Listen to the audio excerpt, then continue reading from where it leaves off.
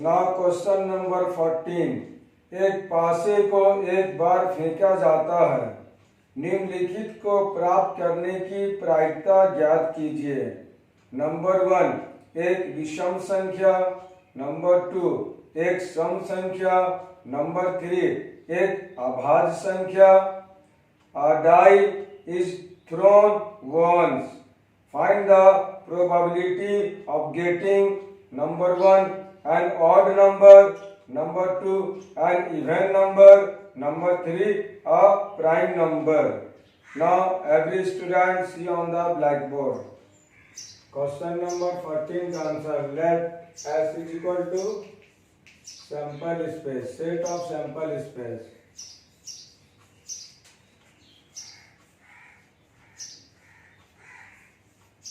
Let S is equal to set of sample space. एक पासा को फेंकने पर, एक डाइस को फेंकने पर क्या नंबर आएगा? 1, 2, 3, 4, 5 and 6। एक डाइस को, एक पासा को थ्रोन करने पर, फेंकने पर या तो 1 या 2 या 3 या 4 या 5 या 6, टोटल 6 नंबर आने का पॉसिबिलिटी है। Therefore, S is equal to 1, 2, 3, 4, 5 and 6। इसमें टोटल कितना नंबर है? Total 6 number. Therefore, NS is equal to number of S is equal to 6। Now, O is equal to set of odd number।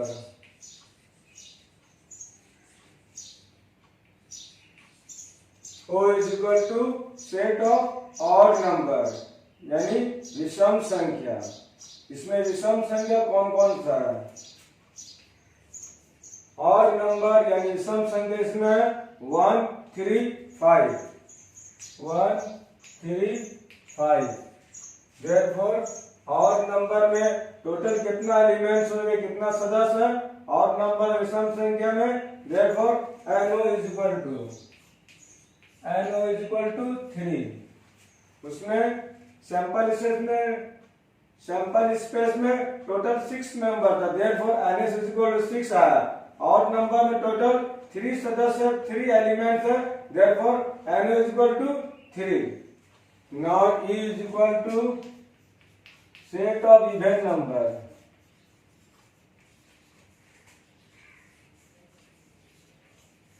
E is equal to set of even number। E is equal to set of even number यानी सम संख्या। इसमें सम संख्या कौन कौन सा है? 1, 2, 3, 4, 5, 6 total number 1, 2, 3, 4, 5, 6 है। इसमें इवन नंबर कौन कौन सा है? 2, 4 and 6। 2, 4, 6 ये इवन नंबर है यानी सम संख्या है। ऑड नंबर क्या? The number which is not exactly divisible by 2।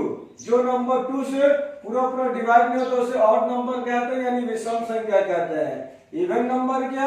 The number which is exactly divisible by 2। जो नंबर 2 से एग्जैक्टली डिवाइड हो जाएगा, जो नंबर 2 से पूरा डिवाइड हो जाता है उसे इवन नंबर यानी सम संख्या कहते हैं। इवन नंबर में क्या आ गया? 2, 4, 6 यहाँ टोटल 3 नंबर है। Therefore, NE is equal to 3। Now P is equal to set of prime number। Set of prime number। A number other than 1 which is either divisible by 1 or itself is known as prime number। जो number खुद से divide हो या सिर्फ 1 से divide हो उसे prime number यानी अभाज्य संख्या कहते हैं। इसमें प्राइम नंबर कौन कौन सा है? 2, 3 and 5। 2, 3, 5। यहां भी टोटल अभाज्य संख्या यानी टोटल प्राइम नंबर 3 है। Therefore, NP is equal to 3। Now number 1। Number 1 में क्या है? प्रोबेबिलिटी ऑफ O फाइंड करना है। प्रोबेबिलिटी ऑफ O का फॉर्मूला होता है NO by NS। NO by NS। NO by NS। Number of O क्या है इसमें? नंबर ऑफ ओ 3 है और नंबर ऑफ एक्स 6 है। 3/6। PO is equal to NO by NS। Number of O और नंबर टोटल है 3 और total number of sample space है 6। Therefore NO का वैल्यू 3 है, NS का वैल्यू 6 है। डिवाइड करेंगे 3 1 जा 3, 3 2 जा 6, 1/2 आंसर। Probability of O आ गया 1/2। Number 2 probability of E। PE is equal to, यहाँ फॉर्मूला हो जाएगा NE divided by NS। NE का वैल्यू क्या है 3, NS का वैल्यू है 6। डिवाइड करेंगे 3 1 जा 3, 3 2 जा 6, इसका आंसर आ गया 1/2।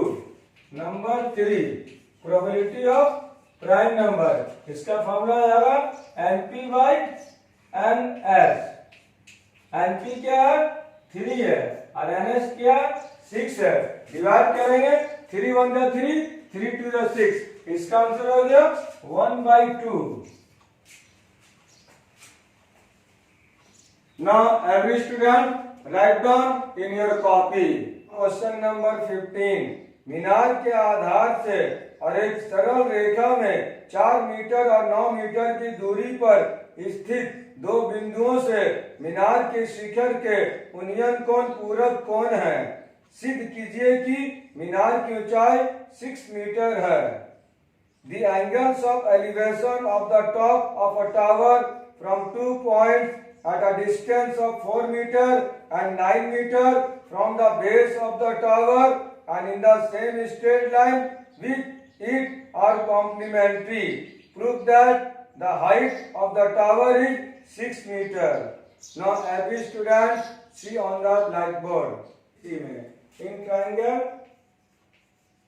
triangle ABC, त्रिभुज ABC में यहाँ रिलेशन क्या है? बेस 90 डिग्री का सामने, ये 90 डिग्री एंगल बन रहा है, ये 90 डिग्री है। ट्रायंगल ABC में ये हाइट, ये साइड हाइपोटेन्यूज हो जाएगा। 90 डिग्री के सामने वाले साइड्स को हाइपोटेन्यूज बोलते हैं। और ये परपेंडिकुलर और ये बेस दिया हुआ और हाइट फाइंड करना है, इसलिए tan थीटा का फॉर्मूला यहाँ यूज होगा क्योंकि रिलेशन आ रहा परपेंडिकुलर और बेस में। Therefore tan theta is equal to P by B। ये tan थीटा का फॉर्मूला है। tan theta is equal to P by B। P का वैल्यू क्या है? H है। ये है परपेंडिकुलर, एंगल का सामने वाला साइड को परपेंडिकुलर बोलते हैं, 90 का सामने वाला साइड का हाइपोटेन्यूज और ये बेस। तो यहाँ परपेंडिकुलर हम लोग क्या दिया हुआ है? H मान लिए, फाइंड करना है H। और बेस कितना है? 4 मीटर है। Therefore tan theta is equal to H by 4 metre. ये इक्वेशन 1 आ गया। tan theta is equal to H by 4, ये इक्वेशन 1, इसको समीकरण 1 मान लिए। नाउ इन ट्रायंगल ABD, अब ट्रायंगल ABD में परपेंडिकुलर वही है, ये लेकिन ये एंगल 90 डिग्री माइनस थीटा है। एंगल का सामने वाला साइड को परपेंडिकुलर बोलते हैं और 90 का सामने वाला साइड को हाइपोटेन्यूज, और ये हो जाएगा बेस। अब बेस हो गया BD। इससे पहले ABC में बेस क्या था? BC था। अब ट्रायंगल ABD में बेस क्या है? BD है। इसका डिस्टेंस दिया हुआ 9 metre. Now in triangle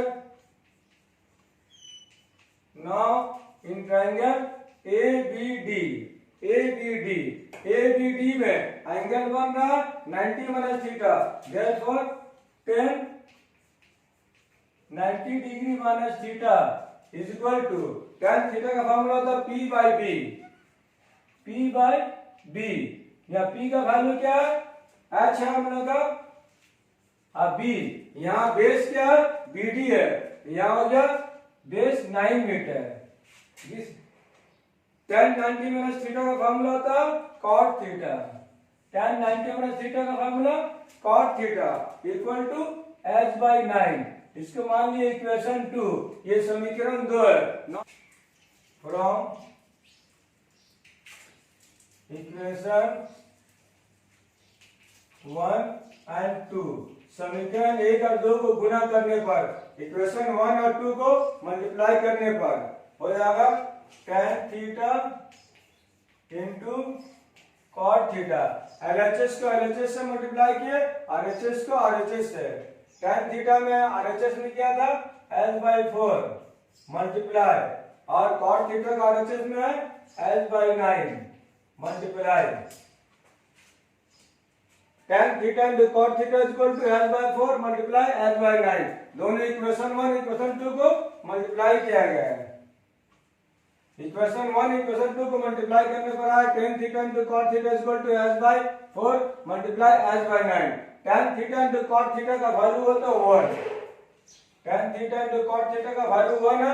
h और h मल्टीप्लाई करने पर हो जाएगा h स्क्वायर, 4 9 जा 36। नीचे में 1 को नीचे में 1 हिडन रहता है। अब यहाँ से क्रॉस मल्टीप्लाई करेंगे, 1 को h से मल्टीप्लाई करेंगे हो जाएगा 1 इंटू h स्क्वायर, और 1 को 36 से मल्टीप्लाई करेंगे 1 इंटू 36। 1 से मल्टीप्लाई करने पर हो जाएगा h square equal to 36। therefore h equal to under root 36 square. RHS में गया तो हो गया h equal to under root 36। अब 36 को प्राइम फैक्टर में ब्रेक करना है। 36 को प्राइम फैक्टर में ब्रेक करेंगे हो जाएगा 6 मल्टीप्लाई 6। अब आज गुणनखंड में इसको ब्रेक किया गया तो ये पेयर बन गया, रूट से बाहर आकर सिंगल हो जाएगा। therefore h equal to 6 metre. This is the answer proved. Now every student write down in your copy. Now question number 16.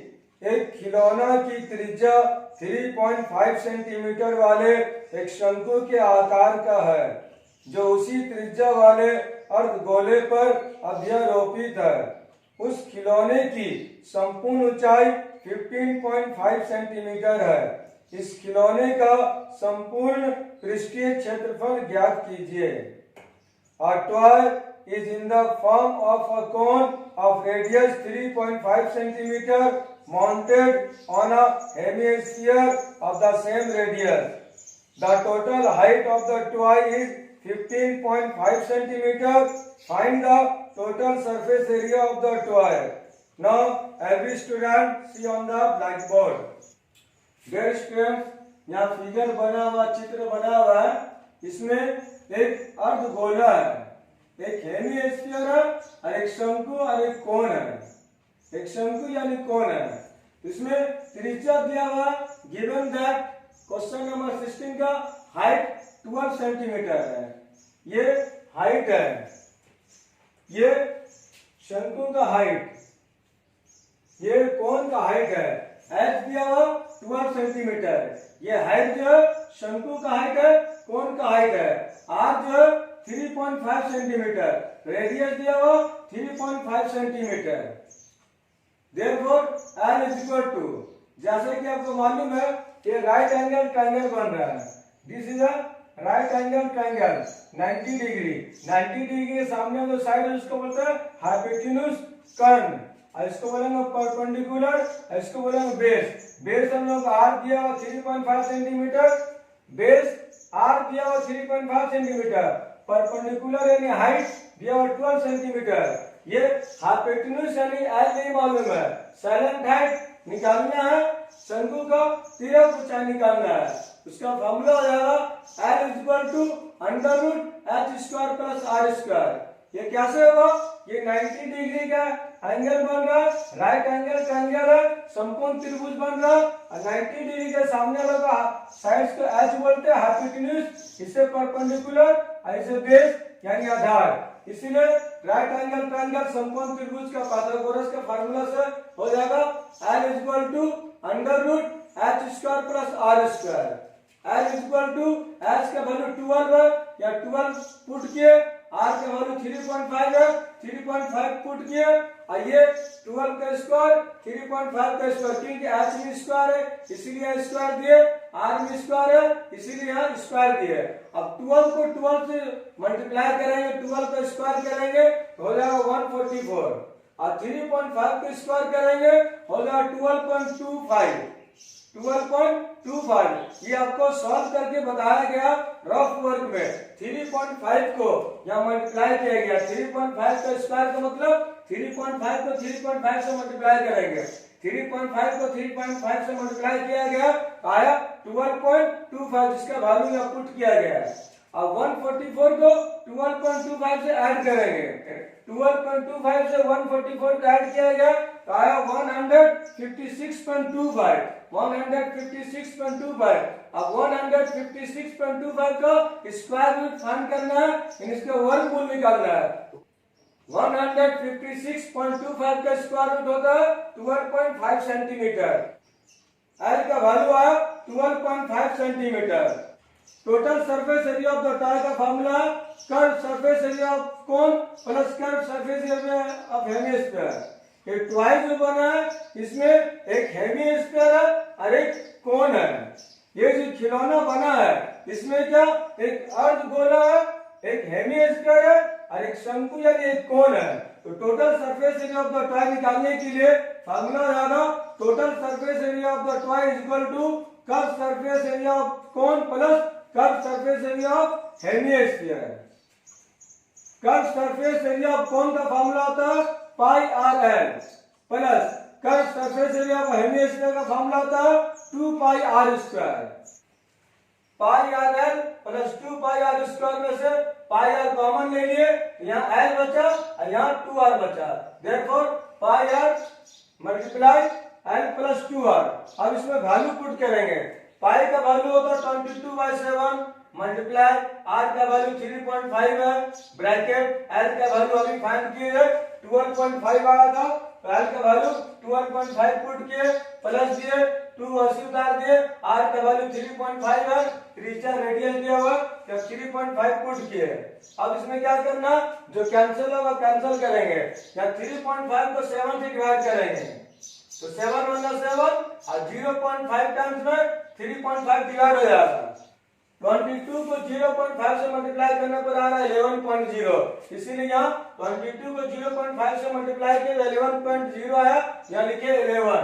अब 12.5 वहां से उतार दिए, फिर 3.5 को 2 से मल्टीप्लाई किए, 3.5 को 2 से मल्टीप्लाई करने पर आ रहा है 7.0, यहाँ लिखे 12.5 प्लस 7, 11 वहां से उतार दिए मल्टीप्लाई का साइन दिया, 12.5 में 7 ऐड करेंगे, 12.5 में 7 ऐड करने पर आ रहा 19.5। अब 11 को और 19.5 को मल्टीप्लाई करना, 11 19.5 को 11 से मल्टीप्लाई किए, 19.5 को 11 से मल्टीप्लाई करने पर आ रहा 214.5। This is the answer. Now every student write down in your copy. Now question number 17। एक ठोस एक अर्ध गोले पर खड़े एक शंकु के आकार का है जिनकी त्रिज्याएं 1 सेंटीमीटर है तथा शंकु की ऊंचाई इसकी त्रिज्या के बराबर है। इस ठोस का आयतन P के पदों में ज्ञात कीजिए। A solid is in the shape of a cone standing on a hemisphere with both their radii being equal to 1 centimeter and the height of the cone is equal to its radius. Find the volume of the solid in terms of pi. Now every student see on the blackboard. Dear students, question number 17 board में solve किया गया है। Question number 17 में हमें volume of solid find करना है, ठोस का आयतन फाइंड करना है।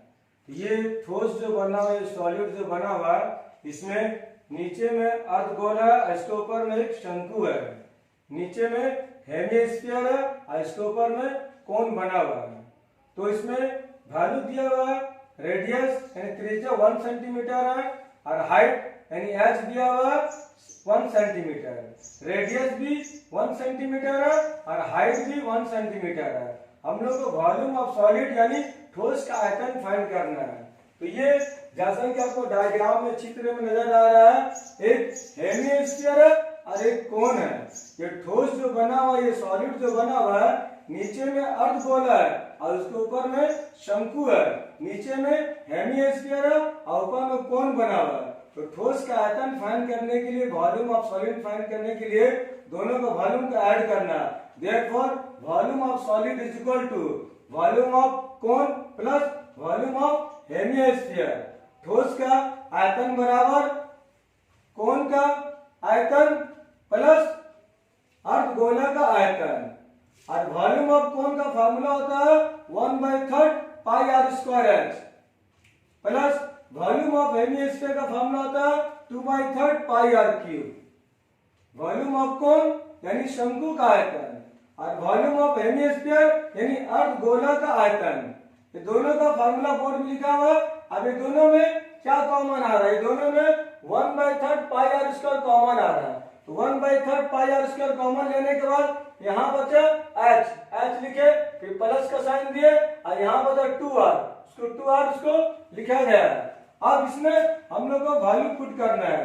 1/3 वैसे उतार दिए, पाई को वैसे छोड़ दिए, क्योंकि आंसर जो देना in terms of pi answer देना है। r का वैल्यू 1 है, इसलिए r का वैल्यू 1 बटा स्क्वायर तो स्क्वायर दिए। अब h का वैल्यू भी 1 है, तो h का वैल्यू 1 बटा प्लस दिए 2 लिखे, और r का वैल्यू 1 है, तो 2 मल्टीप्लाई 1 हो गया। देयरफॉर 1/3 मल्टीप्लाई पाई, 1 का स्क्वायर 1 हो गया, और 1 प्लस 2 1 जा 2, 1/3 पाई मल्टीप्लाई 2 और 1 ऐड करने पर आया 3। अब में 3 कैंसिल हो रहा, 3 1 जा 3 और 3 1 जा 3, तो बचा यहाँ बस pi centimetre cube. This is the answer. ये वॉल्यूम ऑफ सॉलिड है, यानी ठोस का आयतन आया है pi centimetre cube. Volume of solid is equal to pi centimetre cube. Now every student write down in your copy. Now question number 18, निम्न आंकड़ों से माध्य ज्ञात कीजिए। Find the mean of following data. वर्ग अंतराल, class interval 100 to 150, 150 to 200, 200 to 250, 250 to 300, 300 to 350।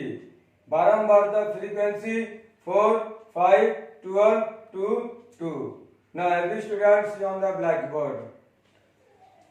Dear students, question number 18 का answer solve किया गया है, इसको समझिए। क्वेश्चन नंबर 18 में बोल रहा है माध्य ज्ञात कीजिए, यानी मीन फाइंड कीजिए। इसका मीन फाइंड करना है, मीन निकालना है, माध्य ज्ञात करना है। तो मीन का क्वेश्चन जब भी आएगा आपको 2 कॉलम दिए रहेगा, सी आई यानी क्लास इंटरवल, वर्ग अंतराल दिया रहता है, और फ्रीक्वेंसी यानी बारंबारता दिया रहता है। ये 2 कॉलम क्वेश्चन में गिवन रहता है। तो आपको जब भी मीन निकालना है, माध्य फाइंड करना है, आपको क्या करना है? 4 कॉलम ड्रॉ करना है, 4 कॉलम बनाना है। सी आई पहला कॉलम सी आई, जिसमें माइनस दिया रहता है, माइनस का साइन रहता है, उसको सी आई रहता है, और फ्रीक्वेंसी बारंबारता लिखा रहेगा उसमें। तो 2 कॉलम दिया रहता है। पहला कॉलम सी आई, जिसमें माइनस माइनस का साइन रहेगा, उसको सी आई बोलते हैं। इससे आप पहचान जाएंगे ये सी आई यानी वर्ग अंतराल यानी क्लास इंटरवल है। तो क्लास इंटरवल का कॉलम बनाना है और फ्रीक्वेंसी का कॉलम बनाना है, और 2 कॉलम आपको दिया नहीं रहेगा और खुद से बनाना है। तो थर्ड कॉलम का नाम है एक्स यानी क्लास मार्क वर्ग चिन्ह, और चौथा कॉलम में क्या करना है? एफ और एक्स को मल्टीप्लाई करना है। ये पहला कॉलम सी आई का दिया रहेगा, दूसरा कॉलम एफ का भी दिया रहेगा फ्रीक्वेंसी बारंबारता का, और थर्ड कॉलम में आपको एक्स का कॉलम बनाना है, और फोर्थ कॉलम में एफ और एक्स को मल्टीप्लाई करना है यानी गुना करना है। अब समझिए, क्लास इंटरवल दिया हुआ था, इसको वैसे उतार दिए, फ्रीक्वेंसी दिया तो उसको भी वैसे लिखा गया है। अब एक्स का वैल्यू किस तरह फाइंड करना है, एक्स का मान कैसे निकालना है, ये है लोअर लिमिट और ये है अपर लिमिट। उसी तरह क्लास इंटरवल में जितना भी दिया गया, शुरू में जो नंबर उसको बोलते हैं लोअर लिमिट और इसको बोलते हैं अपर लिमिट। निम्न सीमा उच्च सीमा, निम्न सीमा उच्च सीमा, लोअर लिमिट अपर लिमिट, इस तरह पूरा क्लास इंटरवल में वर्ग अंतराल में दिया है। तो एक्स निकालने का तरीका क्या है? लोअर लिमिट अपर लिमिट का ऐड करना है, निम्न सीमा उच्च सीमा को ऐड करके 2 से डिवाइड कर देना है। थर्ड कॉलम यानी एक्स क्लास मार्क का वर्ग चिन्ह निकालने का तरीका क्या है? लोअर लिमिट और अपर लिमिट, निम्न सीमा उच्च सीमा को ऐड करके जोड़ के 2 से डिवाइड करना है। तो 100 में 150 ऐड करना होगा 250, 250 को 2 से डिवाइड करेंगे तो आएगा 125। उसी तरह सभी में लोअर लिमिट अपर लिमिट को ऐड करके 2 से डिवाइड करना, इस तरह आपको सभी का x मालूम हो जाएगा। इसका एक तरीका और भी है, पहला वाला जो रहेगा लोअर लिमिट अपर लिमिट को ऐड करके 2 से डिवाइड करने के बाद पहला जो आंसर आ गया x का वैल्यू आ गया। अब देखेंगे क्लास इंटरवल में कितना का डिफरेंस है, कितना का अंतर है। 100 और 150 है, अपर लिमिट 150 है, लोअर लिमिट 100 है। 150 में 100 माइनस करेंगे तो यहाँ 50 का अंतर आ रहा, 50 का डिफरेंस आ रहा। तो फर्स्ट वाला क्लास मार्क निकालने के बाद जितना अंतर रहेगा, जितना डिफरेंस रहेगा सब उतना ऐड करेंगे तो नेक्स्ट क्लास मार्क पता चल जाएगा।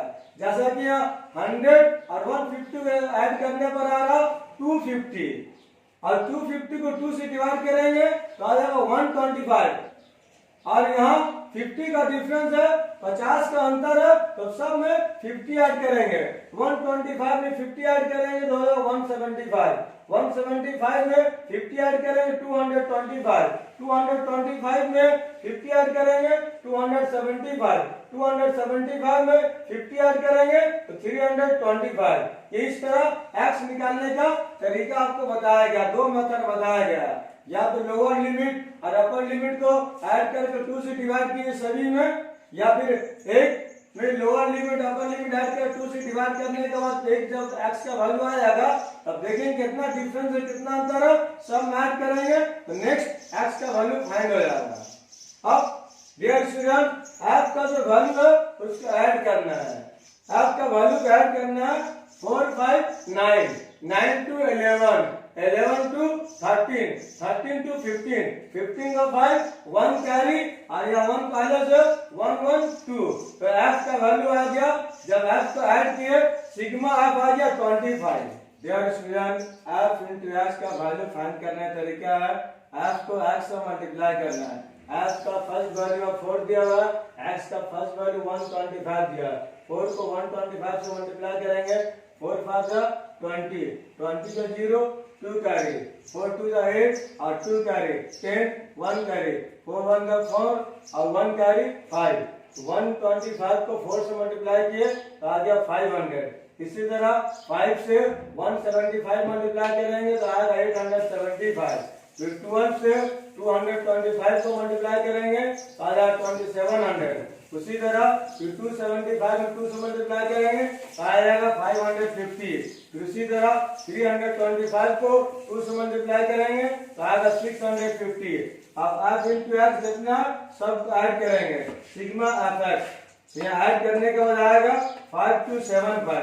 f को ऐड करना और सिग्मा fx को ऐड करना, जब भी ऐड करेंगे इसमें समेशन का साइन देना है या सिग्मा का साइन देना है। तो ये सिग्मा f का वैल्यू आ गया 25 और सिग्मा fx का वैल्यू आ गया 5275। अब मीन का फार्मूला होता है, मीन का formula mean is equal to sigma fx by sigma f, मास का फार्मूला मास बराबर sigma fx by sigma f। अब जो वैल्यू आया वहां पुट करेंगे, मान बैठाएंगे, उसको सॉल्व करेंगे तो सिग्मा fx का वैल्यू आया 5275 और 5275 लिखे, सिग्मा f का वैल्यू 25 है 25 लिखे।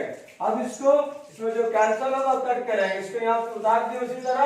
अब ये 5 से डिवाइड हो रहा, 5 5 का 25, 5 1 का 5, इसमें क्या 27 है, 2 और 7 डिवाइड कर 2 डिजिट है एक साथ डिवाइड करेंगे, इसमें 0 पुट करना होगा, 5 5 का 25 और फिर यहाँ पर 2 कैरी है तो चलना है 25 होगा, 5 5 का 25 तो 5 से डिवाइड करने के बाद ये इतना आया, फिर 5 से डिवाइड करना है, 5 1 का 5, 5 2 का 10, 5 1 का 5, 5 1 का 5। इस तरह 5 से डिवाइड करने के बाद बचा 211। This is the answer. Now every student write down in your copy. Now question number 19, निम्न आंकड़ों की माध्यिका ज्ञात कीजिए। Find the median of following data.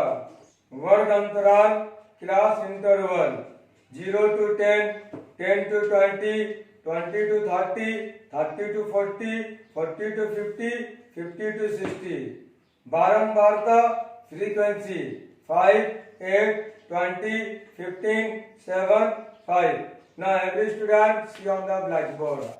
ये आपको क्वेश्चन में गिवन दिया हुआ है क्लास इंटरवल और ये फ्रीक्वेंसी भी दिया हुआ है। थर्ड कॉलम आपको सीएफ बनाना है, संक्षेप बारंबारता का, कम्युलेटिव फ्रीक्वेंसी का, ये आपको कॉलम बनाना है। ये सीआई उतारने के बाद आपको दिखाया गया जो क्वेश्चन में दिया और फिर आपको ऐड करना है।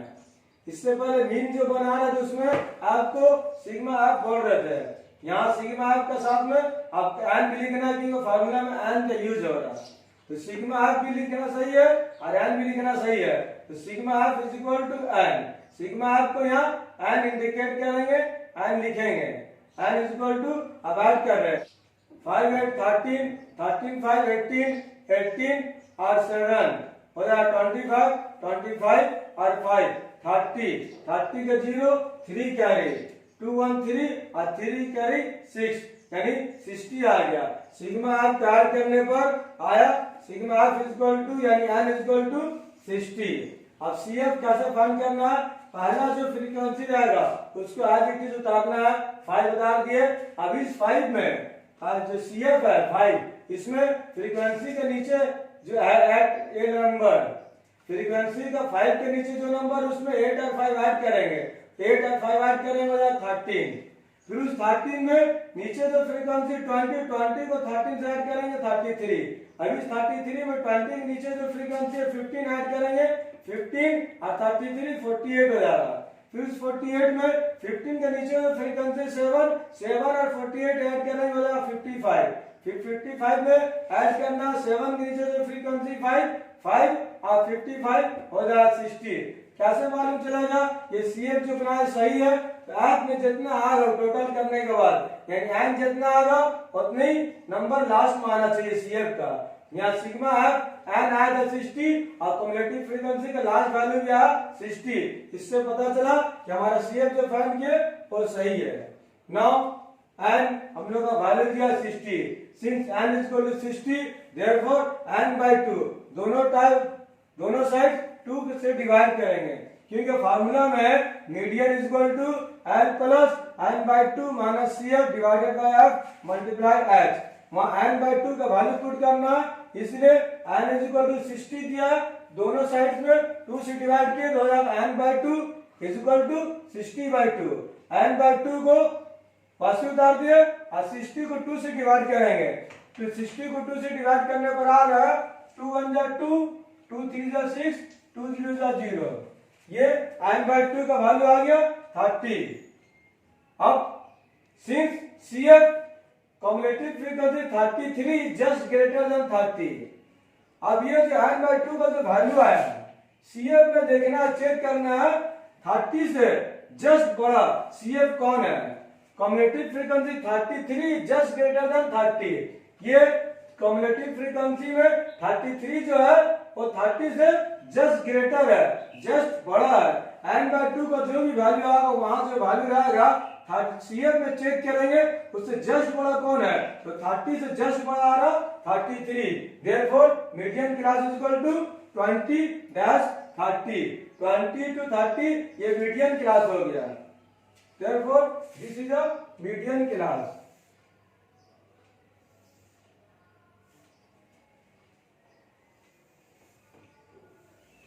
ये मीडियन क्लास फाइंड कर दिए। कैसे पता चला, n बाय 2 का वैल्यू 30 था, तो 30 से जस्ट ग्रेटर नंबर सीए में चेक करना है, तो 30 से जस्ट ग्रेटर नंबर को जो आ रहा सीए 33 आ रहा, इसलिए ये हो गया मीडियन क्लास। अब मीडियन क्लास ये है 20 to 30 ये मीडियन क्लास है। अब मीडियन क्लास का एल का वैल्यू, मीडियन क्लास का जो लोअर लिमिट है उसे एल बोलेंगे। मीडियन क्लास का लोअर लिमिट क्या है 20, एल का वैल्यू हो गया 20। अच्छा, मीडियन क्लास का फ्रीक्वेंसी क्या 20, तो हो जाएगा एफ इज इक्वल टू 20, इसका हो जाएगा C F is equal to 13 and H is equal to, ये दोनों में कितना का डिफरेंस है, लोअर लिमिट अपर लिमिट में 10 का डिफरेंस है, therefore H is equal to 10। सभी का वैल्यू फाइंड हो गया। Median is equal to L plus N by 2 minus C F divided F multiply H. L का वैल्यू 20, एन बाई 2 का value 30 minus C F का value 13, F का value 20, H का value 10। अब इसमें 20 वैसे लिखे 30 में से 13 माइनस होगा 17 और 0 0 कैंसिल हो गया, 0 0 कैंसिल हो जाएगा। 20 प्लस 30 में 13 माइनस हो 17 और यहाँ बचा 2 नीचे में 20 प्लस, अब 17 को 2 से डिवाइड करेंगे, 17 को 2 से डिवाइड करने पर आया 8.5, 20 प्लस 8.5 डिवाइड करने पर आ रहा 28.5। This is the answer. Now every student write down in your copy.